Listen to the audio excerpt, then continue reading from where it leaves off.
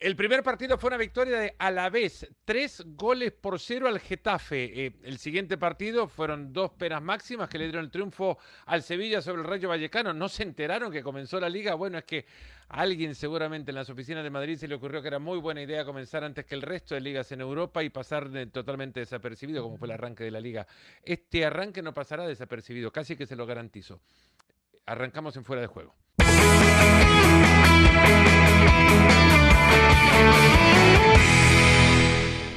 Y comenzamos con Ricardo Puig, con Barack Feber, con Eduardo Vizcayar y Alex Pareja. Pasando lista, levantamos el telón de este episodio. Alex Pareja, como se levantó también en Inglaterra el telón de los trofeos, al menos se entregó el primero, el de la Community Shield. Póngale el peso que le quieran poner. Barack seguramente lo va a tirar abajo en cualquier momento, porque eso dicen las tendencias. Pero victoria del Arsenal, 3-0, Alex, y vaya repaso.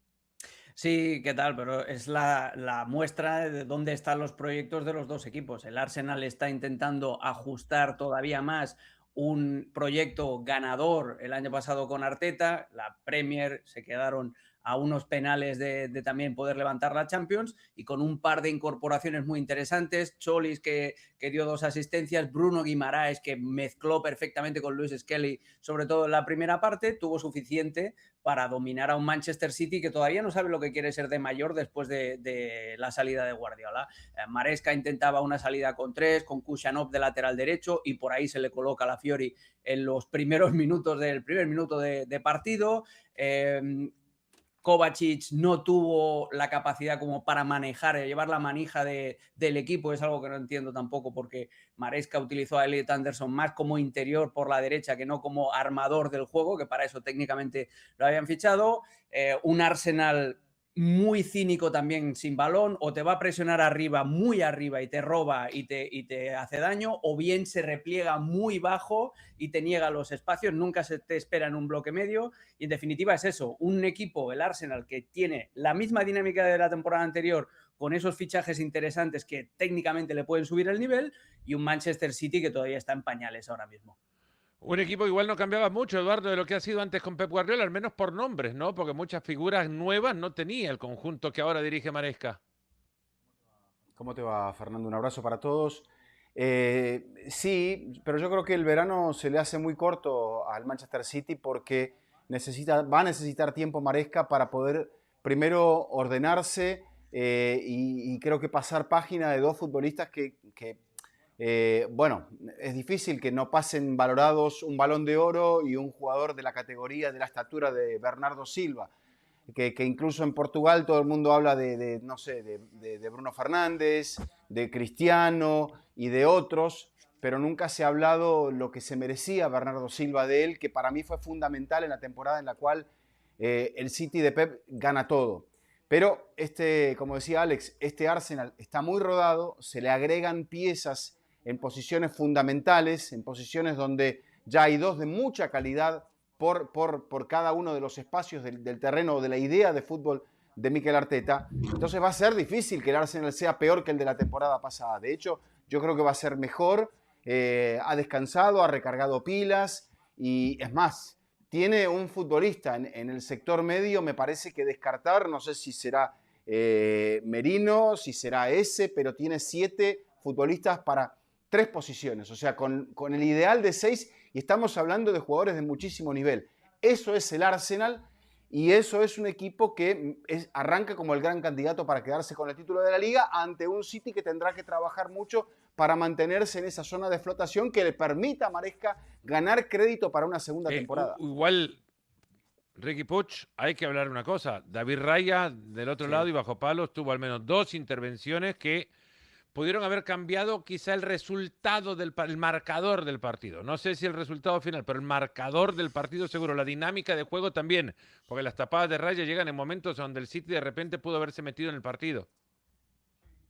Sí, saludos para todos. Ya con el marcador en contra, ¿no? Pero es cierto que son jugadas puntuales que le hubieran podido al City apretar o plantear el partido de manera diferente, porque creo que hay un momento antes del 3-0 en el que ya el City está más o menos entregado, ¿no? Después de esa segunda intervención de Raya en donde el City no sé si claudica de antemano y entiende que el partido lo va a perder. va a ser muy complicado en ese sentido. Y luego perdiste dos futbolistas, ya los mencionaba Eduardo, que son fundamentales. Uno que está entre los mejores del mundo a día de hoy, como es Rodri, y el otro que igualmente, sin tener todas las valoraciones que amerita o que debería tener Bernardo Silva, cumplía en el City un sinfín de roles y de funciones, ¿no? Sustituir a esos dos futbolistas más el técnico, me parece completamente normal que termines perdiendo el partido contra un Arsenal más hecho. Me pongo el disfraz de Barack Feber y digo, para lo que sirve la Community Shield, ¿no? Sí, a ver, antes de la introducción, me comentabas que la tendencia te hacía sugerir que yo iba a decir que la Community Shield no importaba por la tendencia. No sé si te referías a mi tendencia a la hora de editorializar o a la tendencia de la Community Shield. Ambas dos. Bueno, claramente la tendencia de la Community Shield nos marca, parte de casualidad, parte también de causalidad, que el ganador de la Community Shield ha acabado ganando la Premier League en una de las últimas 16 ocasiones. Es devastador. Claro que es una estadística parcialmente condicionada porque de estos 16 últimos títulos, por lo menos la mitad han recaído en el Manchester City, un equipo que jamás le dio una seriedad a este torneo si lo comparas con la seriedad que le ponía a los otros, ¿no? Para el City de Guardiola esto era más pretemporada que un partido oficial y eso condiciona las estadísticas. En cualquier caso, sí, la tendencia te marca que más allá de una maldición, que ahí está, el equipo ganador de la Community Shield se tiene que enfrentar después a muchos retos distintos y que la temporada es larga y bla, bla, bla. Ahora, una vez en estos 16 últimos, el campeón de la Community Shield ganó la Premier League y fue una excepción del Manchester City en que ganó la Community Shield, ganó la Premier League y eso es lo que tendría que pasar con el Arsenal, ¿no? Tendría que ser otra excepción por todo lo que hablaba Alex, por todo lo que ratifica Vizca y porque además el City en pañales no solamente representa la realidad del City, representa la realidad de todos los rivales al título del Arsenal. Todos están en pañales. Lo mismo que el City, el Chelsea de Xabi Alonso, lo mismo el Liverpool de Iraola. El United de Carrick, pues ya cambió de pañales, ya no son pañales de recién nacido, pero pañales, evidentemente, y vamos a ver de qué calidad.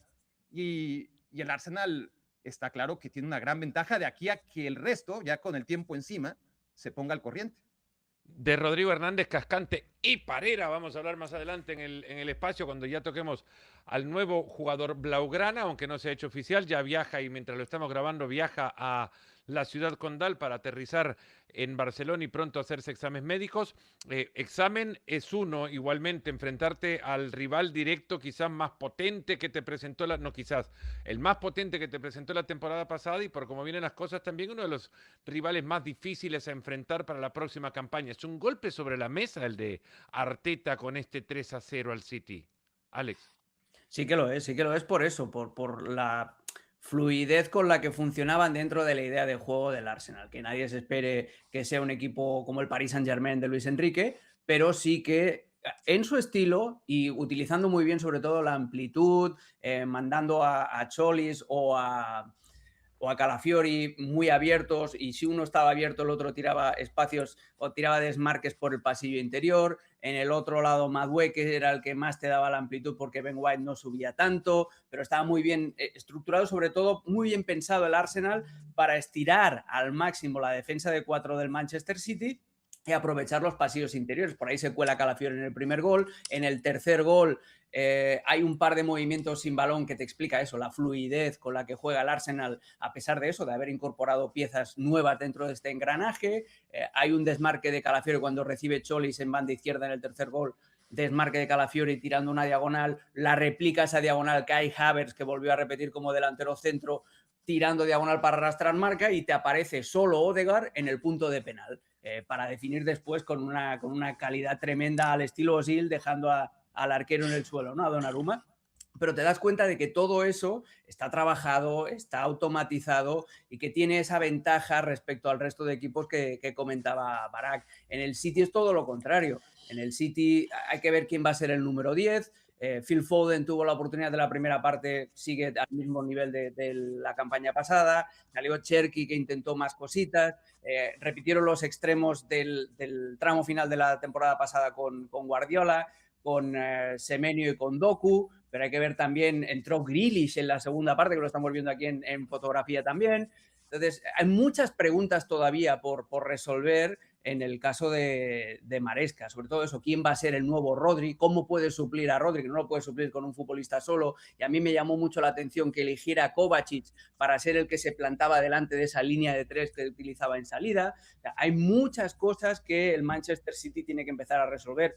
Y sobre todo el mismo problema que tenía en muchos partidos anteriores con Guardiola, y el mismo problema que tiene también en su selección Haaland, que toca muy poco la pelota, interviene muy poco en el juego, y con eso facilitas la desconexión del noruego. Individualmente, y para cerrar el tema de esta Community Shield, la victoria del Arsenal, nada se puede explicar, Eduardo, si no es con Martin Odegaard comenzando el párrafo. Y claro, Odegaard se perdió el 40% de los partidos de la temporada pasada. Quizá en esos tramos su equipo lo sufrió. Me parece también que por ello llega Bruno Guimaraes. O sea, en ese punto de flaqueza, repasando la conformación del plantel del Arsenal, en ese punto de flaqueza agrega un futbolista que le puede dar madurez, que le puede dar garantías. No es un futbolista tan joven, pero sí alguien que me parece que le va a dar robustez para que el equipo no sufra de esas lagunas. Ya el Arsenal fue el mejor equipo de la Champions pasada, no perdió en la Champions, ganó la Premier, o sea, ha trazado una línea Arteta que me parece que se parece mucho a la de su maestro. Quizá donde hace un poquito de ruido es que no tiene un vice Havertz, que es el 9 titular, que sea de las mismas características. Tiene un futbolista en Gyökeres que es diferente, que es más de área, al cual tendrá que ver si lo puede trabajar para poder convertir. Por eso buscaba a Julián Álvarez, sí. Pero Julián Álvarez no llegaba para ser el suplente de Havertz, sino para ser el titular de Havertz. Entonces, ahí es donde quizá Arteta dice, bueno, tengo un segundo coro que es distinto en los matices al del primero. Pero más allá de eso y de qué tanto marque tendencia esta Community Shield, creo que lo que se ve es un equipo hecho y un equipo en mucha formación, desde el entrenador, por la salida de Guardiola, por la salida de jugadores importantes y por la llegada de gente que tendrá que interpretar cuál es la idea de Maresca. Aunque en Inglaterra mucha gente se pregunta eso exactamente. ¿Cuál es la idea de Maresca? ¿A qué quiere jugar Maresca? Y por lo visto ayer no era una idea muy ensayada ni muy pulida. Para poner paños fríos a la relevancia que tiene la Community Shield en la historia del fútbol de Inglaterra, en la era Premier, que no es todo el fútbol inglés, porque no comienza cuando arranca la Premier League en 1992, sino hasta un siglo antes atrás, pero desde la era Premier League, desde 1992, solo 8 equipos de los 34 campeones de Community Shield ganaron la Premier League. O sea, el 24% de los equipos que ganaron la Community Shield fueron más adelante, al final de la temporada, meses más adelante, a ganar la Premier League. Por eso es lo que antes hablábamos con Barak, valen las tendencias, aunque también esperaba que su tendencia se hiciera presente. Ahora, Barak, no vamos a romperla, ¿no? Y esperaría que existe, a partir de la llegada de Rodri, un mejor Barcelona para esta próxima temporada. Hay acuerdo entre el Manchester City y el Barcelona hasta lo que ahora sabemos y mientras estamos grabando, porque no se ha hecho oficial aún, pero existiría acuerdo ya entre City y Barcelona, y es más, en Barcelona los colegas lo están esperando ya para que le reciban con instantáneas y le pongan los grabadores enfrente y le muestren, le saquen las fotografías para revelarlas después, como si esto fuera los años 80. Va todo de teléfono. Sí. El carrete de fotos. ¿Sabes qué pensaba? Barak, Rodri parece jugador vertical. ¿no? Se pone los pantalones arriba, las medias bien altas. Es un jugador Viaja en Ryanair. Es que el aeropuerto de Manchester está muy mal conectado. Eso también es verdad. Está bien. No, sí, está claro que Rodri es un jugador histórico y por más que están ahí las pruebas contundentes, todavía cuesta trabajo, ¿no? Verlo como tal, ubicarlo en las listas como el más grande jugador en la historia de España o siquiera el más grande en su posición, entendiendo que tendrá que competir con Busquets, ¿no? En un once ideal histórico. Cabran los dos, pues entonces habrá que ver dónde metemos a Xavi, Iniesta y el resto, ¿no? En cualquier caso, la pregunta es, ¿mejora el Barça? Sí, no hay un equipo que no mejore con Rodri, ¿no?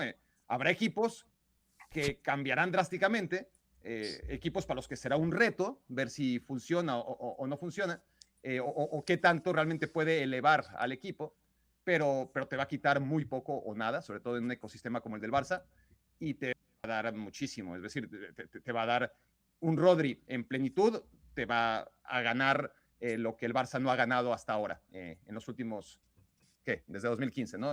12 años ya. A ver si está en plenitud, ¿no? El Rodri en plenitud desde la Euro, ¿no? Luego la lesión. ¿No te lo mostró, perdón, Barak, no te lo mostró el Mundial? ¿Y cómo? ¿No te lo mostró el Mundial?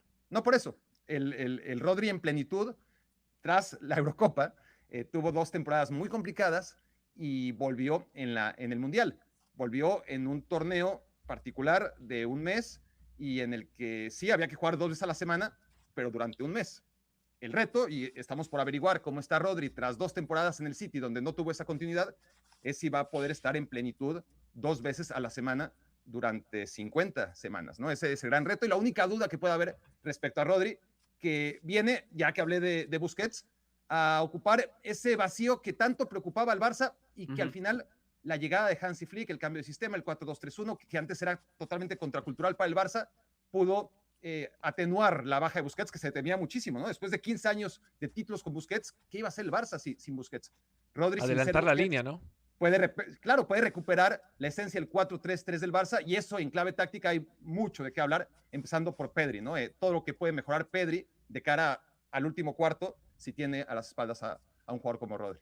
Y no es para adelantarnos y pasar al final del tema, pero es que en realidad lo que tiene ahora el Barcelona es lo que no tiene el Real Madrid, ¿no? Y si nos ponemos a pensar luego en los valores de mercado, Ricardo, 60 millones más 10 en variables en lo que se publica o de lo que se habla alrededor en los medios en España, 60 millones más 10 en variables. Arsenal acaba de comprar a Bruno Guimaraes por 88, el Madrid a Tchouaméni por 80. Rodri es ya Balón de Oro y además el mejor jugador de la última Copa del Mundo.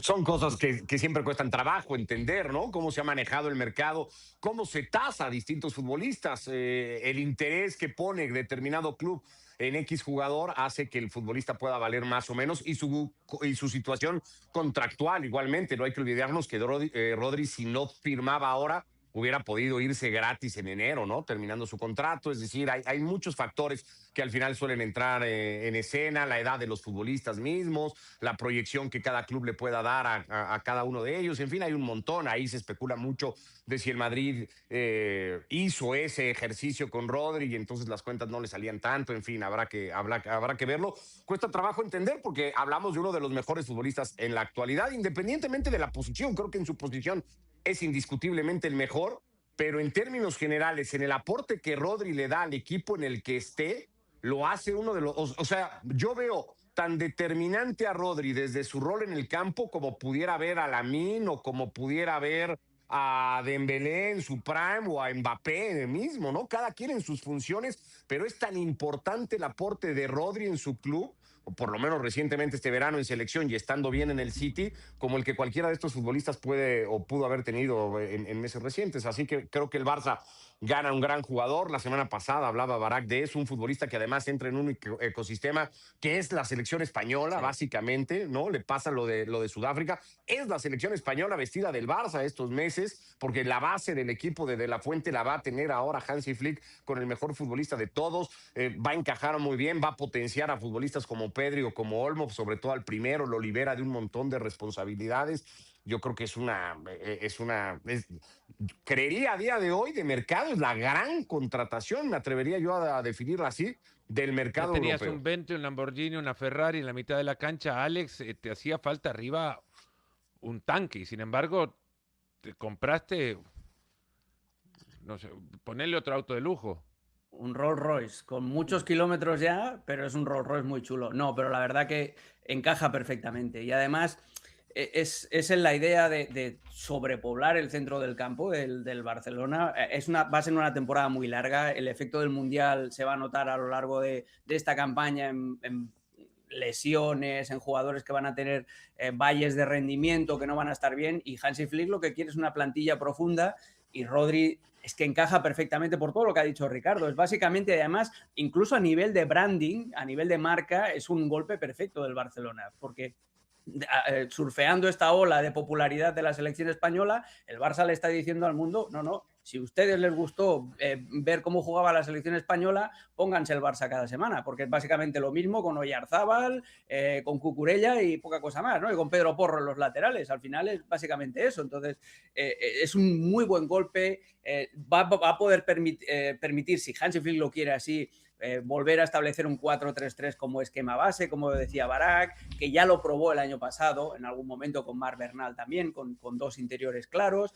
Puede hacer 1000 combinaciones en el centro del campo y te da la oportunidad de volver a tener al equipo junto en base a las posesiones cortas, que eso es algo que no te da Frenkie de Jong, los apoyos, los pases de 1 o 2 toques en corto para atraer y luego ser capaz de, con un cambio de orientación, liberar a un compañero, estar siempre bien colocado tras pérdida, que eso es algo que le cuesta muchísimo a Frenkie de Jong y a Marc Bernal, que era la alternativa porque es un chico joven y porque además Bernal también puede jugar de interior. Es un fichaje que es tremendo para potenciar lo que tienes en el centro del campo. Sé que es cierto que en la delantera te falta algún perfil si quieres, pero es golpe, y lo decía Valdano anoche en una cadena de televisión en España, no solamente es lo que potencias a tus futbolistas, sino le impides a tu principal rival en España, que es el Real Madrid, que consiga la pieza que seguramente hubiera hecho clic, hubiera hecho funcionar mucho mejor al Real Madrid de José Mourinho. Es un fichaje sensacional y yo tengo muchas ganas de verlo funcionar con el resto de jugadores del centro del campo del Barça.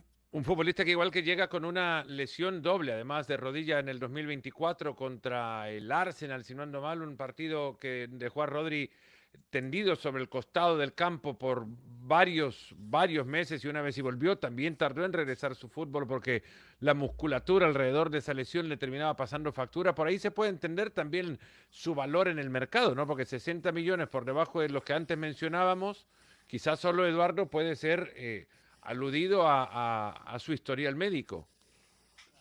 Claro, la edad, el tema de la lesión, por eso, bueno, quizá la especulación que había en torno a las cifras, en torno a que en enero puede hablar con el que sea libremente, cosa que por ahora técnicamente no podía ser, que en junio del año que viene iba a quedar libre, entonces ya no había costo de transferencia, pero yo creo que es un futbolista que no solamente por lo que decía Valdano, le generará al Real Madrid que pierda una pieza que le pudo haber hecho mejorar mucho su plantel, y al Barça se lo va a mejorar. No solamente lo que le vas a robar al rival, sino también lo que vas a ganar para tu equipo. Además de todo esto, creo que en el manejo de las presiones, en el manejo pulcro de la pelota, en el manejo de las alturas, en el manejo de la disposición para recuperar tras pérdida, para no quedar tan expuesto como el Barça solía quedar. 2 centrales muy jóvenes, un central que no era central, que va a ser el titular, Gerard Martín.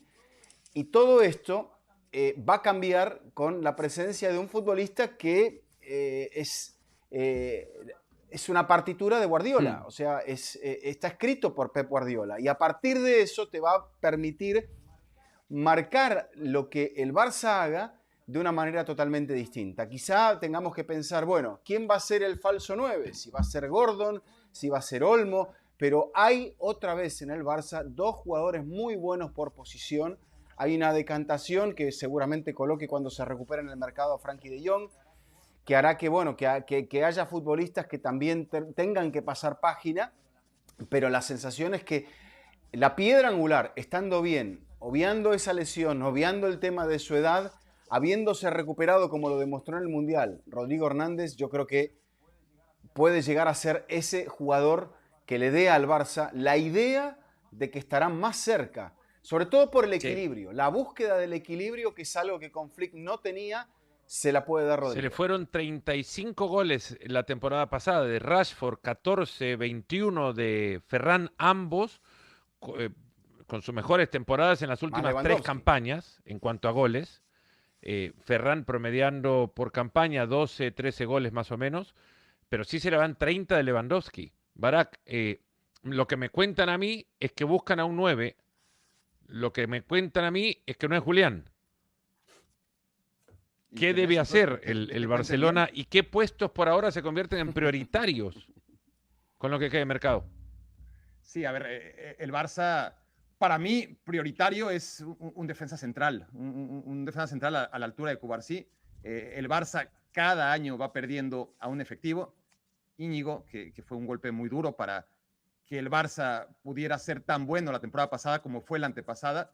Ahora pierde Araujo, que ya no se contaba con él, honestamente, pero bueno, hace 3 años era un central muy sólido, ¿no? Y no has encontrado a alguien para acompañar a Cubarsí y mucho menos para tener profundidad en caso de que tengas una baja en esa zona del campo. Para mí eso es prioritario, por más que lo otro no deje de serlo, ¿no? El atacante. Hablas de los goles, que claro, pero habría que sumarle, ¿no? En el total acumulado todos los que has perdido, porque es natural, de Samuel Eto'o y de Luis Suárez y del mejor Lewandowski y de Villa, y ya no hablemos de Lionel Messi, ¿no? ¿Quiénes han llegado? Bueno, Rafinha metió muchos goles la temporada antepasada, la pasada ya no tantos. Lamine Yamal se espera que su contribución goleadora suba, pero sí que necesitas, me parece a mí, un jugador que se especialice en meter goles para que el Barça, si lo que quiere, y lo que quiere es ganar la Champions League, no se conforme con ser el que mejor juega. Probablemente con Rodri y compañía, el Barça sea el que mejor juegue al fútbol. Estamos por verlo, porque el Bayern juega muy bien, porque el Paris Saint-Germain juega de maravilla, pero ahí debería estar. Ahora, jugar bien, jugar de manera atractiva, dominar, generar ocasiones, ¿le va a permitir ganar partidos? Pues la mayoría sí, otros no. Y aquí caería en riesgo, si no tiene un especialista en la definición, de que se vuelva el Manchester City pre-Holland. ¿Cómo dominaba el Manchester City pre-Holland? ¿Cómo ganaba Premier Leagues, verdad? ¿Cómo le costaba en la Champions League? El Barcelona, que en esta temporada ha cometido una inversión que con Laporte en su segunda etapa jamás había visto, 180 millones de euros alrededor de esa cifra, la mayor inversión en la era post-pandemia de un Barcelona golpeado recurrentemente por el tema financiero y sobre todo por su apego a la regulación financiera de la liga, una liga en la que pretenden defender título. Ahora bien, parece una liga también, si antes se hablaba que Rodri parece un jugador vintage, parece una liga vintage, ¿no? Al final vuelve Mourinho, 13 temporadas después. Ricardo Puig, ayer han destrozado al Schalke 0-4 y justo ese es el marcador. ¿Qué te ha dejado, si es que algo se puede rescatar de la pretemporada de José Mourinho al frente del Madrid? Versión segunda etapa, dicen que las segundas etapas no son buenas. Volver a confirmar que para mí Güler tendría que ser un futbolista muy importante. Me encanta lo de Arda Güler, me ha gustado mucho la pretemporada de Güler con Mourinho, porque lo fácil es decir, bueno, este Madrid sigue siendo de Mbappé, porque esa es la conclusión que deja el partido, ¿no? Y que va a ser muy difícil. Me cuesta mucho trabajo ver el medio campo del Real Madrid, porque creo que hay pocos lugares para muchos nombres, pocos lugares porque Mbappé va a jugar, porque Vinicius va a jugar, porque yo creo que Diomandé, que no fue titular en Gelsenkirchen, va a tener que jugar por lo que representa y por lo que es y porque no puedes dejar sentado a tu contratación más cara en la historia de este club.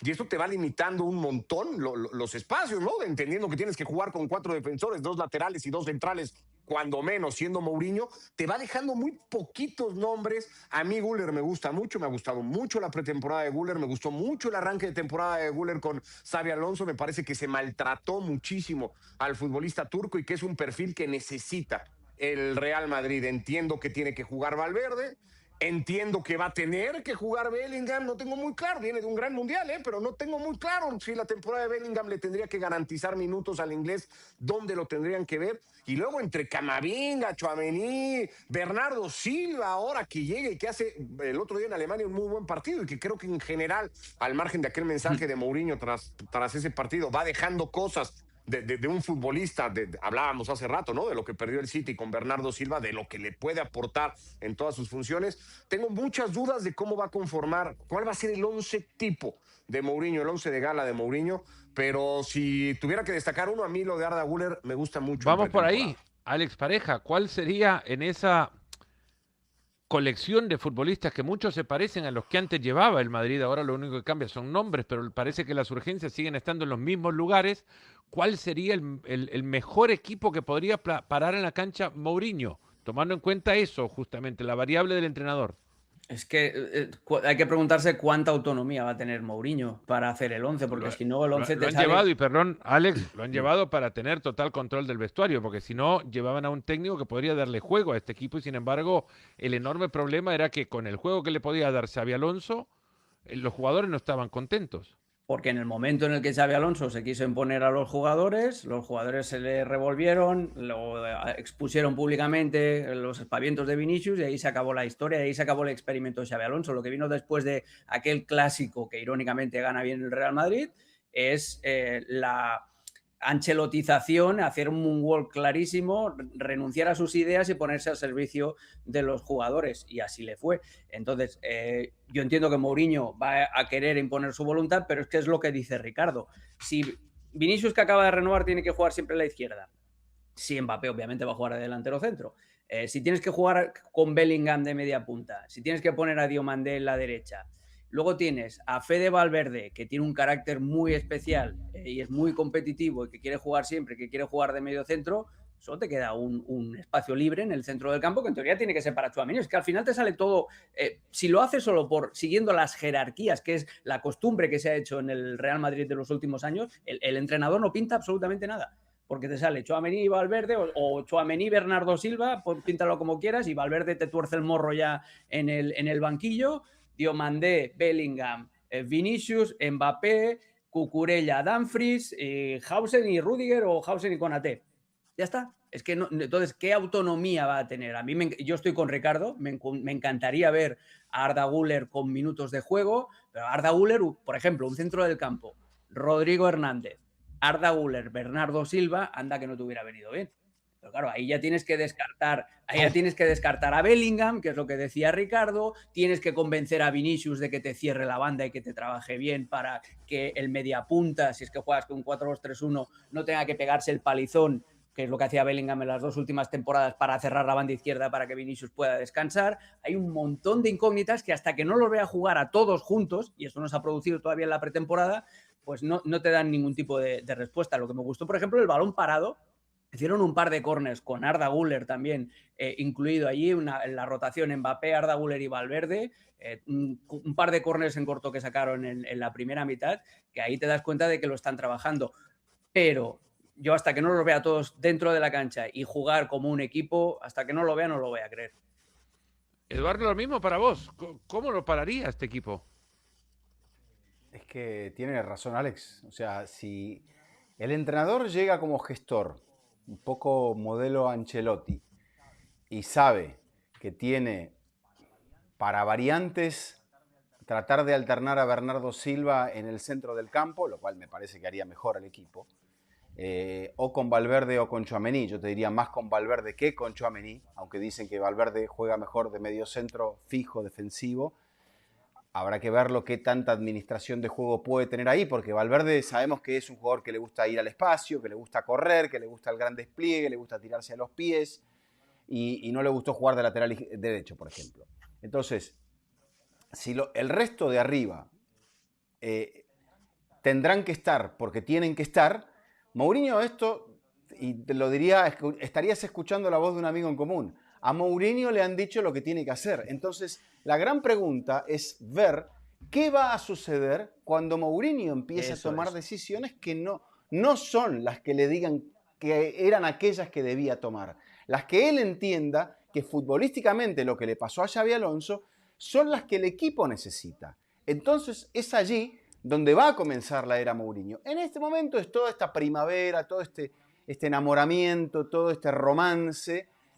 A Mourinho todo el mundo lo ve con gran respeto, es una figura emblemática, todo el mundo se ha olvidado de que Mourinho, desde que se fue del Madrid, su carrera no ha ido a mejor, sino que ha ido particularmente a peor, sobre todo en los últimos años. Y bueno, nada, el Madrid ahora sí tiene un plantel de mayor calidad que en la temporada pasada, pero tendrá que encontrarse con un entrenador que también sea capaz de poder tener la libertad de activar decisiones y que se lo dejen hacer. ¿Dónde arriba empezaremos a ver, Barak, si Mourinho tiene autonomía para este equipo? Y nada más quiero meter este paréntesis. Yo sé que de repente ya salieron los comentarios. El resultado fue Schalke 0-3 Real Madrid, no 4. Era una cuestión idílica casi Le faltó prácticamente uno que para se el diera ese nombre de- resultado. Está bien. Es pretemporada, tranqui. No, pero la gente que comenta arranca en temporada full, no están en plena forma, te digo, los que comentan Ganan están en cuchillo plena entre los forma. dientes. No le regales un gol al Madrid que no se ganó. Barak, Em, de nuevo, Vos tenés mucha espalda, Fernando. No te van a decir refresco. nada, no te preocupes. ¿Por dónde veremos cuál será el sello ese identitario que nos permite encontrar que Mourinho tiene autonomía? Mira, te diría que va a haber dos momentos clave. Uno respecto al 11, y ese será el primer gran duelo de Champions League, ¿no? Está por verse qué depara el sorteo. Todavía no están todos los invitados. Y me imagino que el primer gran duelo de Champions League llegará antes que el primer gran duelo de Liga. El primer gran duelo de Liga contra el Atlético de Madrid, contra el Barcelona, tendrá que sacar a su mejor 11 y ya no haber matices más que el de alguna probable lesión, ¿no? Para que no ponga a los que más quiere y ya veremos quiénes son esos que más quiere.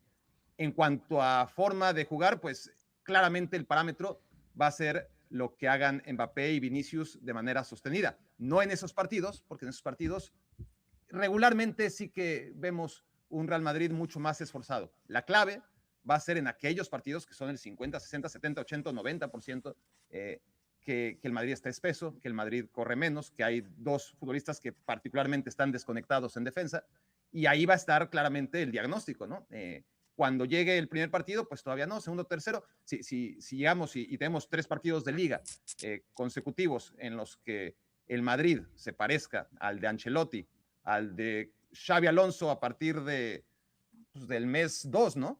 Porque tenía muy buenas sensaciones el equipo de Xavi Alonso, sobre todo en el Mundial de Clubes. Si se empieza a parecer a los del pasado, pues ya veremos que la mano de Mourinho no fue tal. Aquí la pregunta clave es quién va a rendirse a quién. No va a haber una estira y afloja entre Florentino y Mourinho. Eso ya está predeterminado. No sé, desconozco si Mourinho llega a decirle sí, señor, a todo, a Florentino Pérez, y conoce muy bien a Florentino Pérez y es muy inteligente, ha sido el que mejor ha llevado su relación con Florentino, o si, por el contrario, Florentino, como ya ocurrió, es al único técnico al que le dice, haz lo que quieras, confío ciegamente en ti y yo no me voy a meter para nada. Esa es la pregunta clave. ¿Va a ser un Mourinho que domine a Florentino Pérez, que llegue con esa libertad, o va a ser un Florentino Pérez al que Mourinho va a saber torear y ponerlo siempre contento? Esa es mi gran pregunta y eso lo vamos a conocer muy rápido. Lo que estoy seguro es que no va a haber una estira y afloja entre los dos. Eso no va a pasar.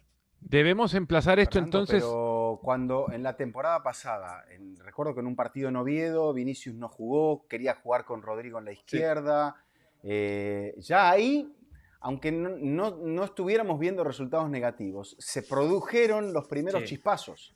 Entonces, al principio, cuando la gente está volviendo y los entrenadores dicen, vas a jugar 60, vas a jugar 30, es allí donde el entrenador toma decisiones también que los futbolistas, sobre todo si van con los moños puestos, no te van a querer aceptar. Y ni hablar cuando los resultados no aparezcan. Entonces, ahí yo creo que veremos por primera vez la mano de Mourinho como ya la vimos con la de Xavi Alonso. Yo creo que hay que rebobinar la película para ver exactamente dónde y cómo se torció y ver si vamos a encontrarnos con un apoyo dirigencial distinto al de la temporada pasada. Esa será la clave. Tiene 1000 opciones. O sea, ponte que en un momento dado Mourinho dice, pues mira, quiero probar a Diomandé en la banda izquierda, porque ahí en el Leipzig también hacía mucho daño, y quiero meter a Brahim, que era otro de los que no ha salido ni siquiera en la conversación, lo quiero meter de extremo derecho o a Güler de media punta porque se entiende bien con Vinicius, con Diomandé, con el que tú quieras, y a ver cómo reacciona el jugador sustituido de este 11 inicial ideal que tenemos todos en la cabeza. Si la clave va a estar ahí, en eso, en la autonomía que tenga Mourinho, no solamente para diseñar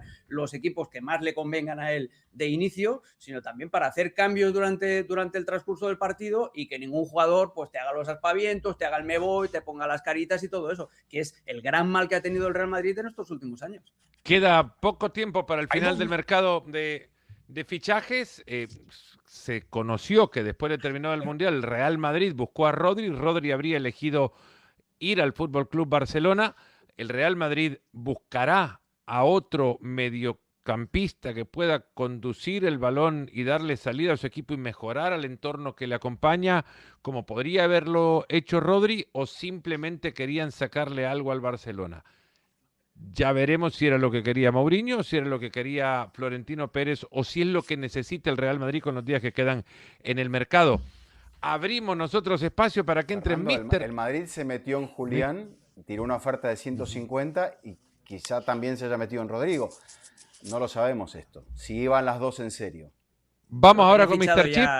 Lo tenía fichado ya Si Riquelme, el otro candidato de las elecciones al Real Madrid. Igual por eso no lo quiso Florentino Pérez luego. También, Alexis, Rodri llega como mejor jugador del último mundial, como llegó Cannavaro en el 2006, como llegó Ronaldo en el 2002, pero al Barcelona que lleguen así. ¿James no llega así también? Sí. James llega así. James también llegó en el 2014. ¿Fue el mejor jugador de aquella Copa del Mundo? No. No. El mejor gol. Creo Fue que el mejor goleador de aquella Copa del Mundo. Fue el botín de oro, pero no balón de oro del Mundial. No, ese fue Bueno, en realidad el balón de oro del Mundial del 2002, Alexis, fue Oliver Kahn, ni siquiera Ronaldo. Ronaldo en 2002, claro. No, Oliver Kahn, el botín de oro fue Ronaldo. Lo perdieron antes de la final. Sí, porque... Alexis, ¿cómo le va? Hola. ¿Todo bien? ¿Tú te apuesto? Sí, fue en el año 2002 fue Oliver Kahn, porque sin Oliver Kahn Alemania en la vida habría llegado a la final. Tuvo actuaciones increíbles contra Paraguay, contra Estados Unidos y contra Corea del Sur. Es verdad que luego en la final cometió ahí un error, sobre todo en el primer gol, pero hizo un mundial mítico. De las pocas veces que le han dado el título de mejor jugador del mundial a un subcampeón. También pasó, por ejemplo, con Messi en 2014. ¿Sí? Claro, a Messi se lo dan el día de la final, ¿no? Oliver Kahn lo anuncian el sábado previo a la disputa del título. Sí, es una cosa que no pasa habitualmente, pero bueno, de vez en cuando sucede. En esta ocasión ha sido Rodri el que ha sido el mejor jugador del Mundial. Yo creo que está claro, ¿no?, que es el mejor centrocampista del mundo y el Barça ha hecho un pedazo de fichaje espectacular. Bueno, vamos a los playoffs de la Champions League. Increíble, esto vuela. Ya se jugó la Community Shield, en Inglaterra arrancan las ligas grandes y España que ya arrancó con 4 partidos el fin de semana y que juega ahora además con otro más con un Depor Elche en Riazor. Fenerbahce Lyon para el partido de playoff rumbo a la Champions. Alexis. Bueno, este es un partido que apetece ver, ¿no? Porque el Fenerbahce es, yo creo que de los equipos así de segundo o tercer escalón europeo, es el equipo que más se ha reforzado, al menos el que más jugadores ha fichado y el que yo creo que genera más atención, ¿no?, mediática. Por ahí estará Lukaku, por ahí estará Greenwood, por ahí estará Ake, por ahí estará Murici, que se unirán a Kanté, que ya llegó en el mercado invernal pasado, que se unirá también a Marco Asensio, y al final un equipo que en los últimos años ha sufrido bastante en estas previas de Champions, pues ahora, ante todo un Lyon, a mí me parece que incluso podría ser favorito en una eliminatoria que históricamente no le ha ido nada bien. De hecho, los dos únicos enfrentamientos en previas de Champions entre equipos turcos y equipos franceses tienen como protagonista al Fenerbahce y en ambas ocasiones el conjunto otomano acabó cediendo. En 2016 fue eliminado por el Mónaco y en 2024 fue eliminado por el Lille. Al Lyon estas previas se le dan bastante bien. De las últimas 6 que ha disputado ha ganado 4, si bien es cierto que el Lyon hace mucho tiempo que no tiene que jugar una ronda de eliminación en Champions League. La última vez fue en el año 2013, fue eliminado por la Real Sociedad. A partir de ahí o ha entrado directo o no ha tenido la oportunidad de clasificarse desde la Liga para la Champions League. Hay 5 enfrentamientos entre el Lyon y el Fenerbahce y el Fenerbahce nunca ha derrotado aún al equipo francés. Son 4 victorias del Lyon, un empate, todas ellas en fases de grupo de la Champions League. No es nada nuevo, Barak, pero se puede entender por qué el fútbol turco invierte tanto, porque la verdad que hay esta opción para muchos de pasar por encima del fútbol de Arabia. No sé si es algo que pueda preguntar. A ver, es algo que se ha sostenido a lo largo de muchos años, ¿no? Nombres de futbolistas, a veces veteranos, a veces jóvenes, pero que fueron grandes promesas y en el camino se fueron perdiendo. Ahora hay un cuarto equipo que está invirtiendo muchísimo, el Trabzonspor, que se llevó a André Onana la temporada pasada, que ahora tiene a Mohamed Salah. Es como la mitad de los dos mundos, ¿no? Es decir, tiene una capacidad económica similar, es decir, muy lejana, pero no tan distante al fútbol árabe, y tiene también un nivel deportivo similar, distante, pero no tanto, al fútbol competitivo de las grandes ligas europeas, ¿no? Como que está a la mitad de los dos mundos, es un balance entre el dinero que ofrece a sus jugadores y la competencia que todavía permite tener en el día a día enfrentando equipos como Galatasaray, como Fenerbahce, como Trabzonspor, como Beşiktaş y la competición europea, ¿no? Entonces aquel que tiene las dos opciones de irse hasta Arabia Saudita o Emiratos Árabes o Qatar, pues probablemente en Turquía encuentra lo mejor de los dos mundos. Otro partido en el ordenador de Mr. Chip para analizar, Levski Sofía ante el AEK de Atenas. Bueno, el Levski que hizo esa increíble racha de 14 ligas consecutivas que parece imposible que se supere en Europa. Ganó 14 seguidas el Skonto Riga en Letonia entre 1991 y 2004 y la que iba a ser la 15ª e igualar el récord mundial del Tafea, equipo de Vanuatu, la evitó el Liepāja Metalurgs. A 14 llegó también el Lincoln en Gibraltar entre 2013 y 2016 y cuando iba a llegar la 15 la interrumpió el Europa. Por 11 iba el Bayern cuando le interrumpió la racha el Leverkusen y hasta 9 llegó la Juventus. Es muy curioso que de 14 no pase nadie y en 14 estaba el Ludogorets, que había ganado todas las ligas desde 2011 y el año pasado evitó el 15º título consecutivo el Levski, que no era campeón de liga desde el año 2009. Son 15 las participaciones del conjunto búlgaro en la Copa de Europa, la última en la temporada 2009-2010, aunque a la fase de grupos solamente ha llegado una vez. Fue en la temporada 2006-2007, tuvo una fase de grupos durísima en la que le tocó el Barça, el Chelsea y el Werder Bremen. Obviamente ni pasaron ni ganaron un solo partido. Y tampoco le ha ido demasiado bien a la AEK de Atenas en las fases o en la Champions League. Tienen más experiencia, son 30 los partidos que ha jugado el AEK en Champions.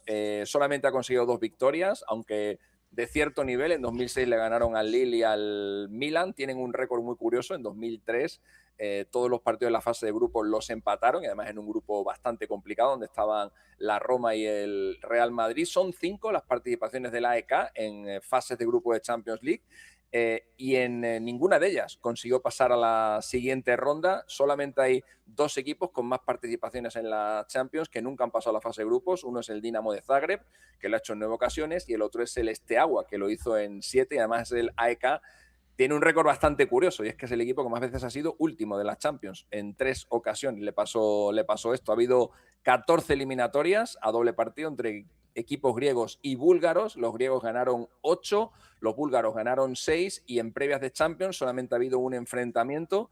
Tuvo lugar hace 4 años entre el Ludogorets y Olympiacos y en aquella ocasión fueron los búlgaros los que superaron a los griegos por penaltis y se metieron en la fase de grupos y dejaron fuera a Olympiacos, que se tuvo que ir a la Europa League.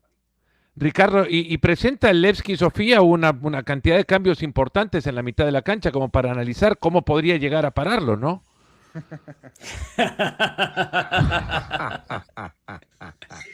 Sí, pero eso lo vamos a Me dejar parece para otro fuera de juego, que exclusivo tienes cita en el doctor. Tienes cita en el doctor. Sí, exactamente, por eso tenemos que correr. Dejamos Dejamos ese tema, pero no que me meta algo con tanta profundidad y en el cual podrías haber explayado tranquilamente y expuesto tu conocimiento, pero lo dejamos para otro espacio. 19 puntos separan al Philadelphia Union en la parte baja de una tabla de la MLS, que no tiene descenso, pero no le cuento nada nuevo, y el Inter Miami, que es el siguiente partido. Ya de temporada regular en la MLS. Sí, pero solo hay 5 puntos entre Philadelphia Union y los puestos de play-in, que son los mismos puntos que separan al Inter de Miami de Nashville, que es el líder. Así que si todavía se ve opción de que Inter acabe primero en la fase regular de su conferencia, después de esa derrota el pasado fin de semana por 4-1 ante el Nashville, pues también tiene opciones Philadelphia Union, que además atraviesa una grandísima racha. Antes de la Copa del Mundo estaba hundido con una sola victoria. desde que acabó la Copa del Mundo y se reanudó la MLS. Han ganado 4 partidos seguidos en la Liga, porque en la Leagues Cup no le ha ido tan bien. Es la mejor racha de Philadelphia Union desde el año 2023. Hace 3 años también tuvo una racha de 4 victorias seguidas. Y fue una gran temporada en la que llegaron hasta semifinales, donde cayeron ante Cincinnati. No es buena la racha de Inter de Miami, que entre la Leagues Cup y la MLS lleva 3 derrotas consecutivas, y decir que este enfrentamiento, la última vez que se dio, que fue justo antes de la Copa del Mundo, nos deparó un resultado histórico. Acabó 6-4 el partido, fue el día que Luis Suárez hizo un hat-trick, el día que Messi dio 3 asistencias y ya avisaba de lo que podía ser su Copa del Mundo. Y además el año pasado, en este mismo enfrentamiento, también en Filadelfia, el partido acabó 3-3, así que es un duelo en el que últimamente está habiendo bastantes goles y bastante espectáculo. Espectacular el programa de hoy, la verdad. Les mando un enorme abrazo a todos. Nos reencontramos pronto en el final de la semana con otra edición de Fuera de Juego. Edición especial pendiente porque se viene el análisis de la mitad de la cancha de Levski Sofía de parte de Ricardo Puch. Un enorme abrazo. Adiós.